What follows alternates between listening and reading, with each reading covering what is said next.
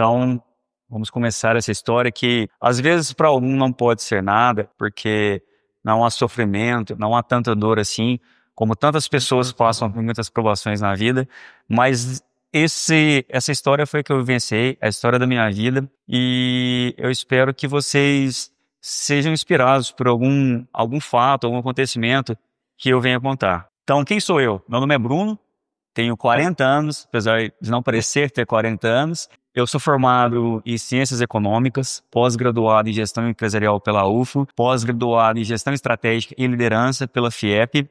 Sou empresário, tenho uma empresa de máquinas e equipamentos aqui em Uberlândia e em Araguari. Sou diretor também do Instituto Rogério Ananias, que é um instituto que ele ajuda pessoas em situação de rua.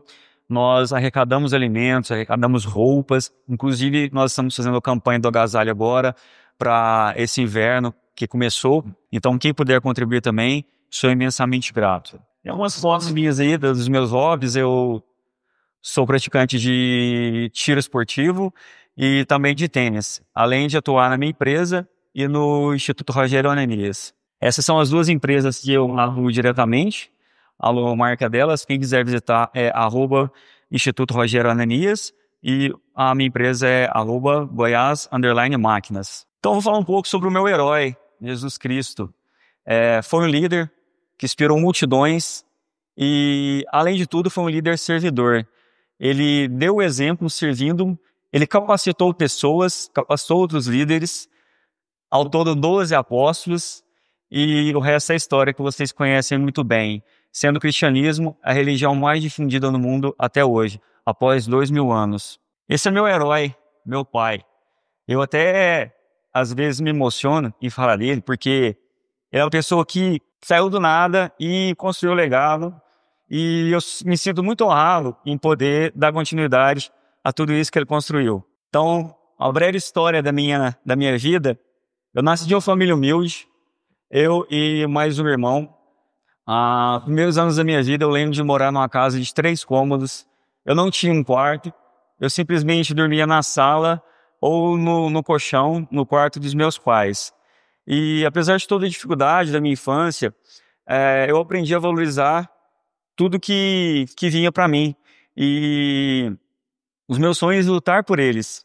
E mesmo com todas as dificuldades, meus pais eles fizeram o máximo possível para poder me educar. Desde criança, eu tinha tudo do bom e do melhor, apesar de todas as dificuldades. Eles faziam o possível e o impossível para poder me ver feliz e não fazer parte de um lugar onde exista tristeza, miséria e outras coisas. Então, desde criança, eu sou educado com o cristianismo, sempre fui na igreja, sempre me engajei em várias comunidades e acreditava que uma boa educação era a chave para a vida bem-sucedida. Apesar de tudo, o que poderia mudar a minha vida seria uma boa educação, estudo e determinação. Por isso, meus pais me desdobravam para isso. Meu pai estudou só até a 8ª série e ele veio de uma família humilde e sempre falava que tudo aquilo que ele não teve, ele poderia proporcionar para o meu irmão e para mim, assim como minha mãe também.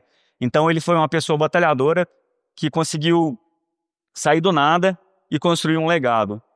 Ele morou em Monte Alegre, nasceu em Monte Alegre, e desde os 9 anos ele trabalhava. Era ele mais 4 irmãos, então ele trabalhou na roça, na cidade natal dele, e logo após veio para Uberlândia. E com isso, o primeiro emprego dele foi numa fábrica de colchões, aos 14 anos de idade. Com várias pessoas mais velhas que ele mostrou serviço e foi promovido a gerente. Então, desde criança, ele se mostrou um líder nato. Após isso, muito tempo depois, ele trabalhou como açougueiro, conheceu minha mãe no supermercado, casaram, estou aqui, fruto dessa união. Após isso, ele viu que o que ele fazia não dava para nos sustentar, então ele procurou outras coisas. Ele começou a trabalhar com corte de madeira no meio do mato, morando em barracas de lona, sem infraestrutura nenhuma. Naquela época podia, né? Hoje não pode. Hoje o Ministério do Trabalho cai em cima. E assim, engraçado que eu lembro que as melhores lembranças da minha infância foi dentro de um barraco, nas férias, brincando enquanto meu pai trabalhava. Então assim, é questão de perspectiva, né? Às vezes para uma pessoa pode ser a coisa pior do mundo, mas para outras pode ser um sonho, uma aventura, um sonho de infância e de criança. E após 20 anos ele trabalhando nessa empresa, ele começou como empregado, depois ele construiu a equipe dele e começou a pegar empreitos. O nome dessa profissão é empreiteiro, apesar de não ter nada a ver com construção civil, mas o corte de madeira eles chamam de empreiteiros. Então ele começou a formar equipe, começou a fechar contratos com várias empresas ao redor de Uberlândia. Não sei se vocês se lembram, até hoje não tem tanto assim, mas antigamente Uberlândia era rodeado de florestas de eucalipto e pinos, e ele trabalhava nessas florestas. E após esse tempo ele viu que também, devido à mecanização, devido às máquinas grandes que chegaram, ele falou, eu preciso fazer outra coisa. E tinha uma loja que inclusive ele era cliente, e ele recebeu uma proposta de comprar essa loja, ele e mais um sócio. Então eles compraram, e lá, já consolidada, a loja chama Goiás Máquinas e Equipamentos, porque os antigos donos eram de Goiás, e devido à consolidação do mercado, ele não quis mudar o nome, ele manteve Goiás Máquinas e Equipamentos. Essa é o primeiro prédio, uma das primeiras fotos aqui, já está tudo bonitinho, tudo organizado. Essa loja ela era muito pequena, ela tinha apenas 3 portas, não tinha fachada, não tinha nada. Então, desde que ele comprou, ele começou a reformar, começou a melhorar, tanto internamente quanto externamente, e implementar processos. Então, a minha carreira. Eu comecei com 16 anos trabalhando, não porque eu precisava, porque meus pais sempre me deram de tudo, mas é porque eu queria ter meu próprio dinheiro. Eu trabalhei na Algar, de atendente de telemarketing, foi meu primeiro serviço. Quem aqui já trabalhou na Algar, levanta a mão. Ninguém? Gente, isso é um milagre, porque, ali ó, achei uma aqui. Isso é um milagre, porque a maioria de Uberlândia passa pela Algar antes de ter outro emprego. Então, após esse período dos 16 aos 18 anos, eu fui demitido devido ao serviço militar. Eu trabalhei, fui funcionário, sei como é ser funcionário e, às vezes, não fazer a nossa vontade, ser a vontade dos outros. E após eu sair da Algar, eu passei na UFO e cursei Ciências Econômicas. E nesse meio período, enquanto eu estava trabalhando e na verdade, estudando, eu trabalhava também para ganhar um pouco de dinheiro com meu pai, porque era meio período o curso. Era de manhã um semestre e à tarde outro, então eu tinha esse tempo livre. E com isso eu comecei a tomar gosto pela coisa. Após eu me formar, eu não sabia o que eu queria da minha vida, na verdade, assim como todo jovem de 20 e poucos anos. E eu resolvi ficar com ele até saber o que eu queria. Eu fiz uma pós-graduação em gestão empresarial, porque eu poderia aplicar os meus conhecimentos na empresa, e depois eu resolvi prestar concurso. Queria ser policial federal. Então, mesmo meu pai contrariado, ele falava, não, meu filho, você tem que seguir seus sonhos, aquilo que o seu coração arde, você precisa seguir. Falei, não, pai, enquanto eu não estiver efetivamente concursado, eu vou trabalhar aqui porque é uma forma de eu ganhar dinheiro e de te ajudar também. Então, desde esse período eu trabalhava e estudava. Em 2011, nós mudamos para uma nova loja, que devido a um viaduto que foi construído, não sei se vocês conhecem ali perto da rodoviária, mas tem um viaduto entre a Raulino Cotapacheco e a Minervina Cândida. Aquele viaduto que faz curva, aquele famoso viaduto dos acidentes. Então, após isso, a loja ela ficou tampada e ficou perigoso. A gente foi assaltado lá, fizeram a gente de refém, levaram o carro da empresa e ele viu que ele não dava mais. Então, ele procurou outro ponto, na Vasconcelos Costa, construiu a loja em 2011. E depois disso, nós recebemos os convites para montar lojas em Araguari em 2012 e Tupaciguara em 2014, onde eu acompanhei de perto esses projetos. Eu era responsável por abrir as lojas e implementar todos os processos até a loja engrenar, e eu voltava para Uberlândia. Então aqui está a foto da nossa loja matriz, na Vasconcelos Costa. Essa foto foi tirada em 2011, em Araguari em 2012 e Tupaciguara em 2014. E em 2015 eu estava em Tupaciguara e eu recebi a triste notícia que meu pai tinha falecido devido a um acidente de carro. E eu, com meus 30 anos de idade, pode parecer muito, mas praticamente um menino sem responsabilidade, sem saber realmente o que queria da vida. No sepultamento dele eu fiz uma promessa. Falei, pai, o senhor pode seguir em paz, que a partir de agora eu tomo conta da minha família. Então, assim, de uma hora para outra você tem aquela pessoa para te apoiar. aquela pessoa que você pode confiar, aquela pessoa que tudo que você precisava, ele estava ali para te ajudar. E do nada, ele não está mais. Eu não sei se vocês passaram por essa dor, mas assim, é uma coisa muito marcante na nossa vida.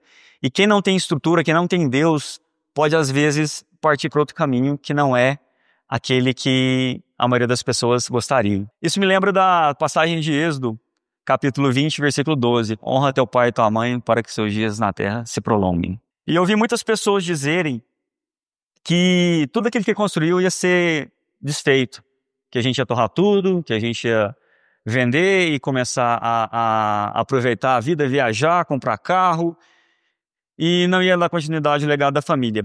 Então essa foi a chama que me fez mostrar para aquelas pessoas que elas estavam erradas, que eu conseguiria, que eu tinha Deus ao meu lado para poder me orientar, para poder me guiar e para poder me fortalecer, acima de tudo. Após o falecimento do meu pai, houve algumas dificuldades. Como o bloqueio das contas, devido a um erro no contrato social, eu não conseguia ter acesso a essas contas.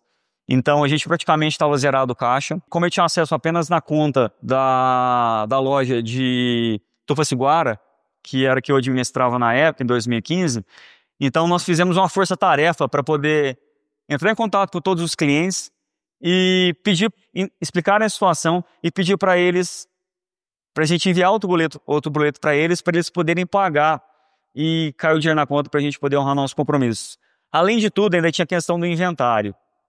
O inventário foi uma parte dolorida que, infelizmente, todos aqueles que têm patrimônio vão passar por isso. O inventário de R$25 mil, e esse inventário vencia no dia 28 de dezembro de 2015. Eu não fazia ideia de como eu pagaria esse valor antes da data de vencimento. E se passasse da data de vencimento, ainda tinha a questão dos juros e da multa. Então eu ajoelhei no chão, pedi para Deus me orientar, me guiar e prover.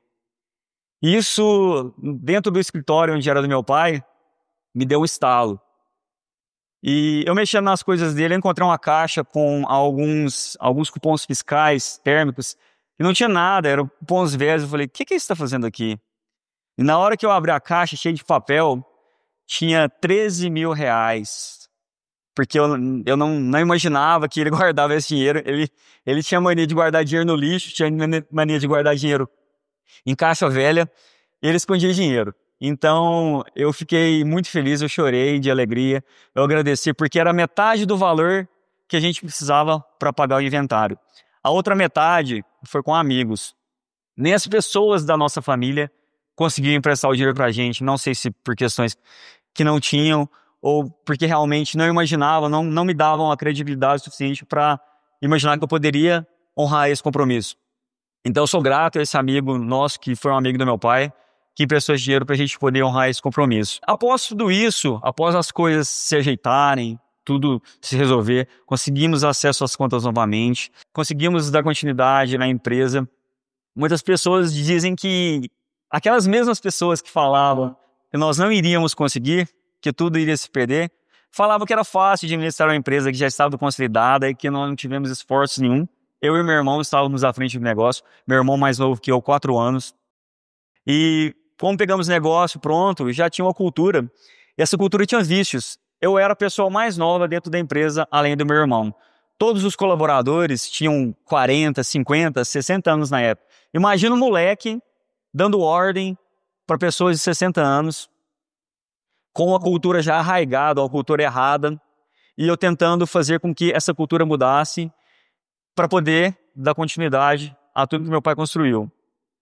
E tem a questão também de muitos percalços que passamos durante esses 10 anos. Dia 25 de julho de 2025, completa 10 anos que meu pai faleceu. Então, nesse tempo, a gente já passou por muitas coisas. Isso me lembra uma frase de John Kennedy, que fala que ele não pode dar a fórmula do sucesso, mas a fórmula do fracasso é tentar agradar a todos. Por que eu trago isso aqui? Porque um dia, um colaborador que ele pediu conta devido a problemas de saúde, ele deu câncer, ele se curou, só que após isso ele teve outros problemas. Então ele já era aposentado já. Ele pediu para para eu demiti-lo e ele pegar todos os benefícios para poder continuar o tratamento dele. E ele me falou uma coisa que eu lembro até hoje. Ele falou assim: Bruno, continue firme, não ceda para ninguém, que você vai longe. Que foi graças a você que essa loja está em pé hoje. Isso em 2019, 4 anos após esse acidente do meu pai. Após toda essa tempestade, veio a bonança. Nós somos referência em concessionária Steel em Uberlândia e região. E com o resultado desse nosso trabalho, nós fomos premiados com o prêmio Top of Mind em 2021, 2022, 2023 e 2024. Além de tudo, nós sempre fomos convidados para as festas quinquenais da Steel. A Steel, ela fez 50 anos em 2023 que ela atua no Brasil e ela só convida 100 concessionárias. E nós sempre estamos entre essas 100. De 1.500 concessionárias no Brasil e mais de 5.000 pontos de venda. Nós somos a top 100, estamos entre as 100 melhores concessionárias do Brasil. E como Deus agiu em minha vida nesses casos? Eu creio que essa é uma opinião minha, pelo meu conhecimento, a forma com que Ele colaborou para que isso tudo desse certo e eu estivesse dando esse testemunho aqui hoje. Antes que te formasse no ventre, te conheci. Antes que saísse da madre, te santifiquei. Jeremias capítulo 1, versículo 5. Então, assim, Deus ele tem um propósito para todos nós. Independentemente de tudo que você queira, às vezes a vontade de Deus prevalece. Eu queria ser policial federal e hoje estou aqui como empresário dando esse testemunho. Com certeza, eu estou mais feliz do que se eu tivesse trabalhado na fronteira em algum outro lugar do Brasil. E como eu nasci de uma família humilde, isso mostra que Deus permitiu que esse ambiente para me forjar com um espírito resiliente, grato e batalhador. Ele estava moldando o vaso, assim como diz Isaías capítulo 64, versículo 8. Deus usou também meu pai como instrumento de ensino e legado. Instruiu o menino no caminho que deve andar, até quando envelhecer, não desviará dele. Provérbios 22, 6. Meu pai, mesmo com pouca instrução formal, foi meu maior professor de vida. Ele me ensinou sobre trabalho, dignidade e fé. Valores centrais para qualquer líder. A presença de um pai, assim, é claramente uma ação de Deus na nossa vida. Porque muitas pessoas não têm a oportunidade de ter um pai de perto, que possa guiar, ensinar.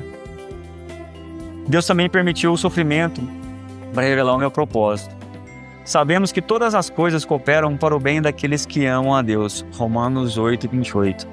A perda do meu pai foi um marco de dor. Foi lá que houve um ponto de inflexão na minha vida. Então, Deus usou esse sofrimento para revelar algo maior, como fez com José do Egito, Gênesis capítulo 50, versículo 20. Eu escolhi não ser vítima, e sim um instrumento.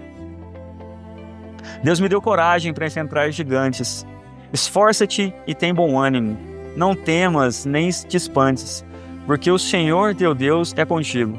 Por onde quer que andares. Josué capítulo 1, versículo 9. Assumir o negócio sendo mais jovem que os colaboradores, em meio a críticas e desafios financeiros, exigiu coragem, e essa força é claramente uma capacitação espiritual. Deus me fortaleceu quando tudo parecia perdido. Deus também confirmou a fidelidade através dos frutos.